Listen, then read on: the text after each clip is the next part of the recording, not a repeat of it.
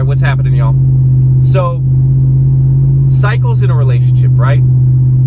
Cycles in a relationship are very important for your understanding, for your sanity, right? So, by that, I mean cycles as far as this is a cycle, right? So, you have your initial, relationship. I like you, you like me. You start going out, you start going on dates.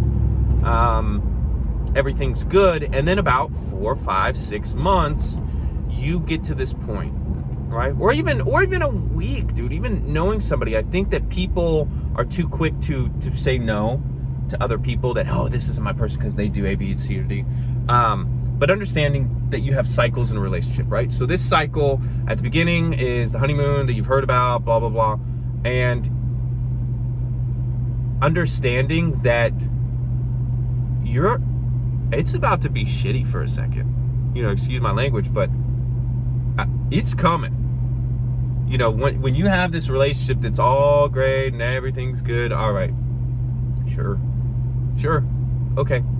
You're either young, a perfect match, or ignoring the facts of things that you don't like, right? It's the way I see it. So the cycle is coming, right? And once you go through the cycle, once you can fight big fights, almost break up, that's totally normal, dude. That is totally normal, and you're okay. After you have that cycle and you come together and it's starting to develop into something, that's when you need to decide, okay, this is going to be a little bit longer than I thought. Okay, this is a year and a half that we're going to be together, right? And not longer as in the fighting, but longer in the relationship. So now you're in this relationship for a while. And then that's about a year and a half, 2 years. 2 years is pretty cemented, where I still think that you're very, very new with understanding each other and learning. It's about the 3rd year where you really start to know this person.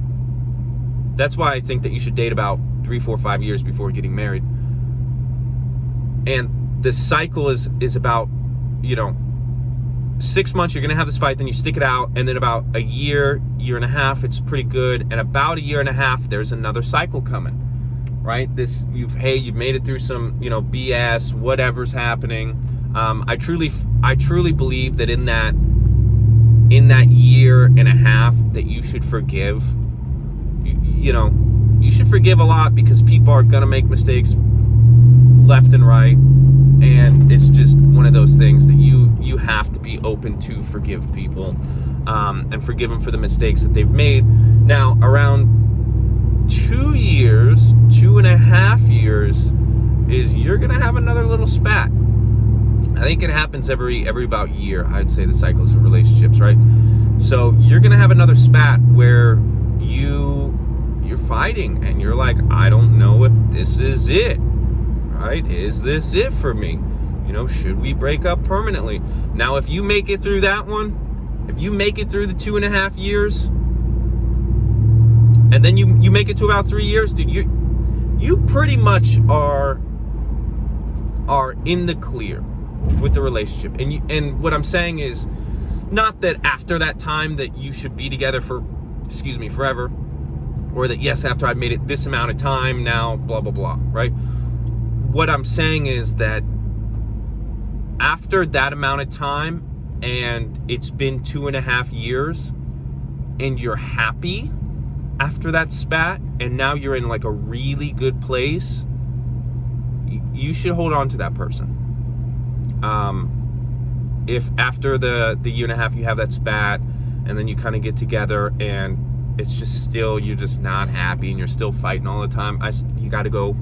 I would say you have to go at that point. If you're fighting all the time and it's just toxic, after a year and a half is when you can kind of filter out if somebody's truly a toxic person. You don't really know them all too well, but they're kind of a toxic person. But after you can make it through that 2.5 years and you come back and you're happy, that's somebody that you want around. And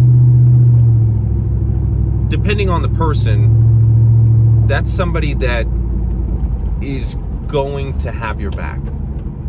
And that's something that you don't get very often. especially as you get older. People do things to you that you just understand, you know, that those people will go. So when you have somebody that's there for years and years and years, you kind of want to keep that person. And I think those are about the cycles of a relationship that and I'll recap this. You have to understand, 6 months, you're gonna fight. You don't fight within the first year, dude. You got it made in the shade or something's wrong. But you will fight in that 6 months. You stick that out. You don't break up.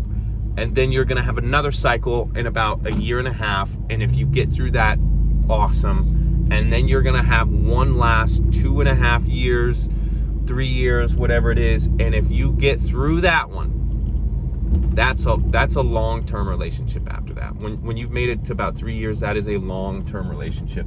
When I hear this stuff of, oh, we've been together for, 2.5 years, whatever it is, I just don't think that that's long enough, and I don't think that's a long-term relationship in my eyes. I think that once you go the distance of about 2.5 years, 3 years, that's when you can say that you've had a long-term relationship and that everything's good. I am gonna go inside, and I appreciate it if you listen to me. There'll be more videos, more content, so holla at your boy. Peace.